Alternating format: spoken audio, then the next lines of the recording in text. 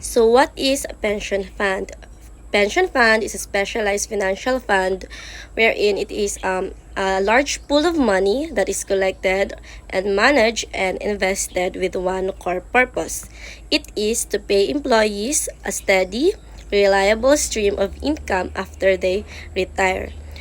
So money is regularly contributed or it is pooled into the fund by the employer and in many cases by the employees themselves over the working careers. So its goal is that ang fund daw it does not just hold the cash.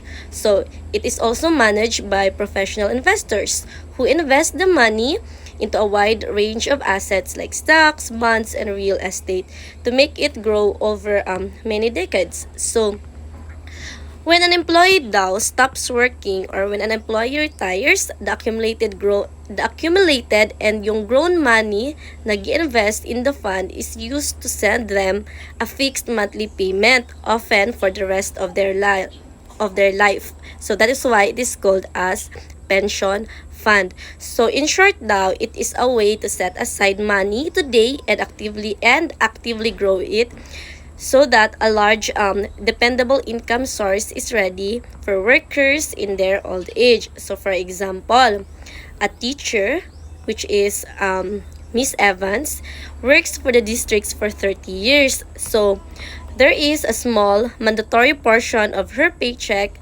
is being deducted and contributed to the fund every month. So kato siya na fund is a pooling capital from thousands of workers and their employer. So the employer, which is the school district in the city, also contributes a much larger amount of money into the fund each month for every employee. So this is a core part of its the labor cost of the employee. So ang fund dire is mag-accumulate siya into vast majority of its assets through employer contributions. So professionals working for the fund take all this money and invest it across the global financial markets or what we call the fund manager. So, moto sila ang mga professionals na mag-take ito ng money and invest.